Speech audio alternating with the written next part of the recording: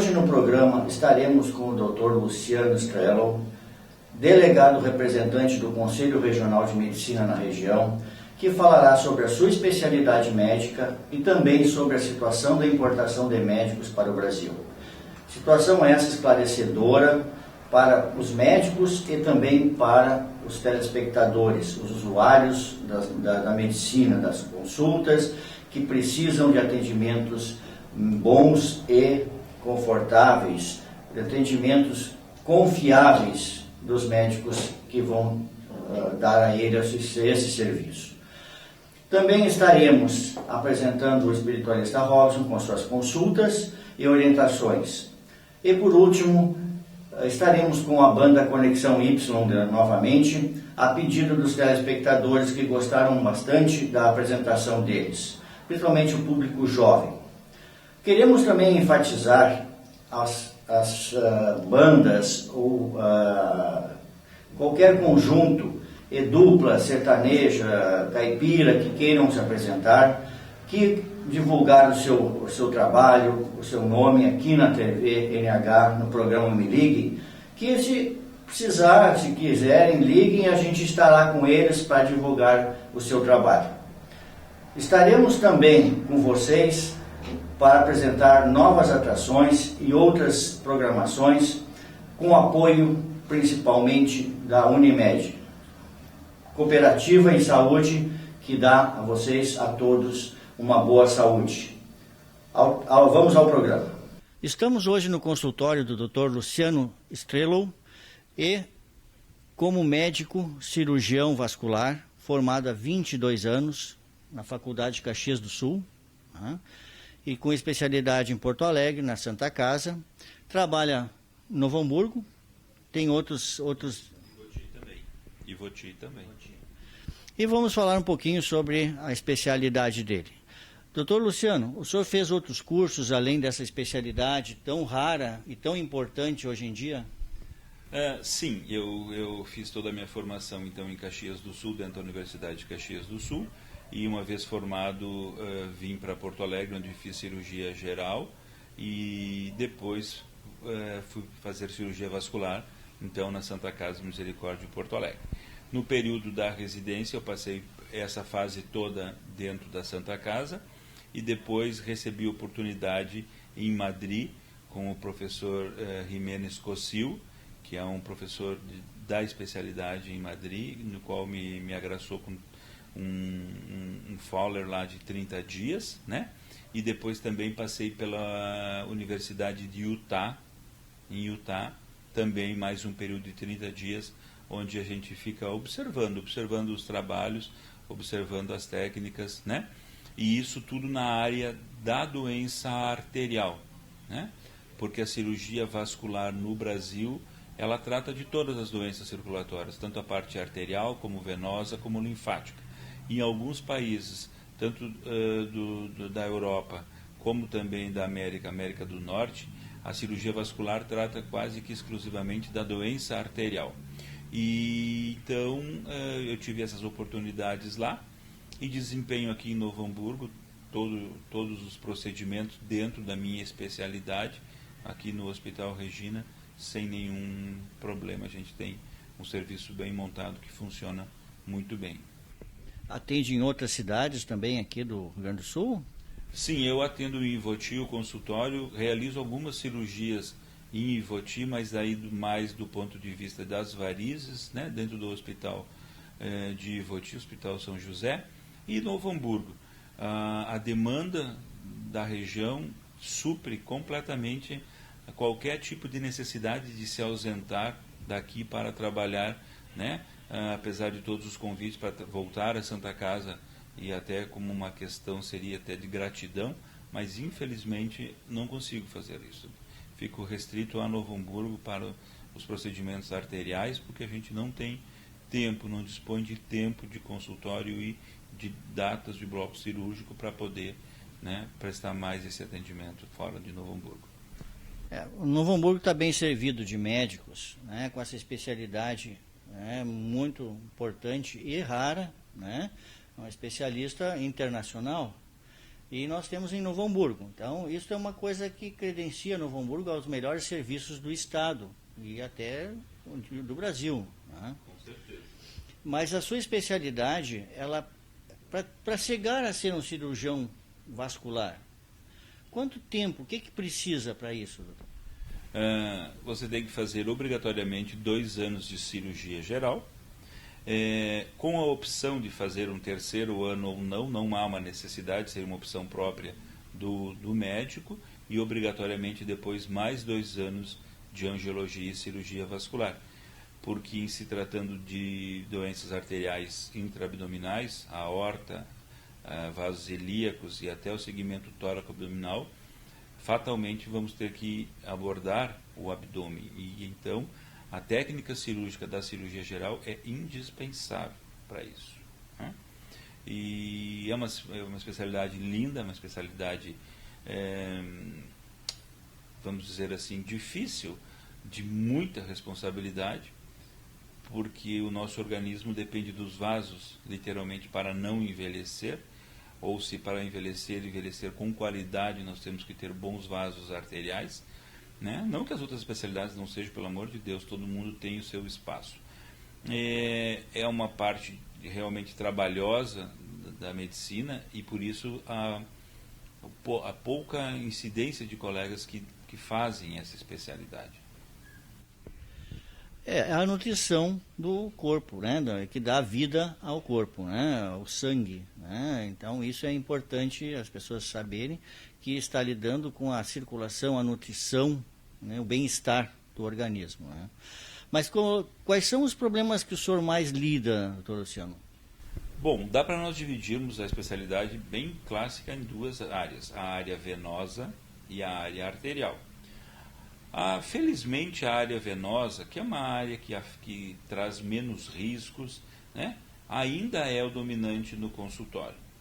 A parte arterial atinge 30% dos meus pacientes, e aí sempre mais complexa, sempre com os riscos da perda das extremidades, das isquemias teciduais, seja cerebral, seja dos membros inferiores, seja intraabdominais, né? Os aneurismas, as técnicas cirúrgicas cada vez mais modernas, cada vez mais eficientes, cada vez com uma morbimortalidade muito menor. Então isso nos agrada bastante. Mas a cirurgia venosa, a doença venosa ocupa ainda 70% a 75% do consultório. E desses problemas venosos, assim, que tipo de patologia, de problemas, de doença aparece mais, que o senhor lida, que opera, ou que faz procedimentos? Do ponto de vista cirúrgico, sem dúvida, as varizes. Né? As varizes no tratamento, seja ela funcional, seja ela estético, ela tem uma demanda bastante grande. Depois, no segundo lugar, nós temos as tromboses venosas profundas. Tromboses venosas cada vez mais, seja por métodos diagnósticos mais favoráveis, seja por facilidade dos pacientes a ter um acesso a esses diagnósticos, nós estamos acompanhando um aumento da incidência de trombose venosa, né, assustadora, eu diria assim. Né? Ainda não tem uma avaliação se por terapias diferentes, se por métodos contraceptivos muito precoces, mas o fato é que nós temos bastante trombose venosa. Então, temos as varizes e as tromboses venosas. Depois, junto nessa parte venosa, que a gente poderia dizer venolinfática, os edemas, os linfedemas de membros inferiores, acompanhados ou não das famosas úlceras de perna, aquelas feridas que muitas vezes se encontram as pessoas caminhando na rua com um paninho amarrado junto à canela, junto ao tornozelo, que são extremamente desagradáveis, dolorosas, mal cheirosas, trazem um problema socioeconômico e também afetivo bastante grande. Né? E da parte arterial, ainda o paciente diabético, acompanhado do tabagista, que vai ter a doença arterial obstrutiva periférica, doença grave, doença que mutila, doença que faz perder as extremidades, seja pé, seja dedo, ou até muitas vezes a perna. Né? Então, ainda altos índices de amputação nos dias de hoje, em virtude desse quadro. E o que o senhor sugeriria para os telespectadores no sentido de prevenir esses tipos de patologia, esse tipo de situação, de doença? As patologias vasculares, elas são muito fáceis, o diagnóstico, a percepção de que alguma coisa está errada. Porque se você começa a inchar os seus pés, você percebe que alguma coisa não está funcionando bem. Não é o habitual ter os pés inchados no final do dia. Se começam a surgir veias dilatadas nas pernas, também são os primários sinais da chegada do surgimento de varizes, né? Um inchaço súbito de uma hora para outra, perna direita ou perna esquerda, dificilmente as duas, mas uma perna que fique muito inchada, arroxeada, endurecida, tudo isso são sinais de que está acontecendo alguma coisa com a sua circulação. Então é muito importante que vá em busca de um atendimento médico.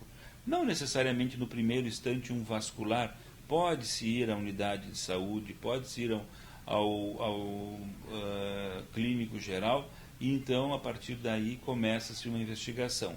Do ponto de vista arterial, já é um pouco mais complexo, mas igual, uma perna que subitamente perde a temperatura, começa a doer e a dor não alivia, não cessa com mais nenhum tipo de medicamento, uma caminhada que antes se fazia normalmente e agora já não consegue caminhar poucas quadras porque a barriga da perna começa a ficar dolorida e tem que parar a caminhada. Esses também são os primeiros sintomas de que alguma moléstia arterial está acontecendo. O paciente diabético, diabetes é uma doença que é silenciosa e que as pessoas ficam um pouco rebeldes ao tratamento justamente por não sentirem nada, mas ela vai estragando os vasos, vai estragando as artérias dos olhos, dos rins, do cérebro e das pernas, dos pés. Então, quando surgem os primeiros já sintomas de uma isquemia pelo diabetes, já é um estágio bastante avançado da doença. Então, o diabético tem que ter o rigoroso controle dos seus níveis de glicemia, tem que controlar na alimentação, tem que fazer exercício físico, né? Caminhar. Existe uma propaganda da Sociedade Brasileira de Angiologia e Cirurgia Vascular, que é muito feliz, que diz: mantenha-se em circulação, né? Por quê? Porque nada é mais dinâmico que estar caminhando. Você vai ativar toda a sua circulação de todos os seus tecidos. Isso é uma coisa muito comum e é uma proposição ótima para as pessoas poderem fazer algum exercício, né? Quem não pode caminhar, que vá numa academia, caminha numa esteira ao menos, mas ao menos está fazendo um exercício e está se protegendo de ter problemas mais sérios em relação à circulação, né? E o cuidado com a diabetes, né? Ela realmente é muito complicado a manutenção de um controle da diabetes. E pelas restrições que isso faz as pessoas ter, existe uma dificuldade maior ainda, né? Sim, sem dúvida. A questão toda do diabetes preocupa muito. Por quê? Porque com o avanço da obesidade, as doenças dislipidêmicas, há um aumento da incidência do diabetes. E há, sem dúvida, no paciente obeso, e nesse quadro até me enquadro dentro disso, o paciente obeso ele é um pouco ou muito relapso com a sua saúde. E por não sentir nada, ele não leva muito em conta. O hábito de ir ao médico ainda é um hábito bastante pouco, vamos dizer assim, pouco cultivado no Brasil. Ir ao médico quando está doente e olhe lá. Se nós não conseguirmos melhorar com alguma terapia caseira, ou quem sabe passando na farmácia, então vamos, em último caso, no médico. Eu sei, eu entendo, a saúde pública está doente no Brasil e isto é uma coisa cultural, né? Ir ao médico significa procurar doenças, encontrar doenças, isso não agrada a ninguém. Mas então o diabetes é muito lesivo da parte circulatória, traz danos irreparáveis ao organismo e ele deve ser encarado como uma doença grave. Por quê? Porque o diabetes leva à perda de tecidos, leva à perda de membros e leva à morte. Vamos prevenir e vamos buscar auxílio para a prevenção dessas doenças com profissionais que sejam realmente capacitados para isso, né? Doutor Luciano, nós vamos fazer um intervalinho e eu vou conversar um pouquinho com o senhor sobre como está a situação dos médicos atualmente aqui no Brasil.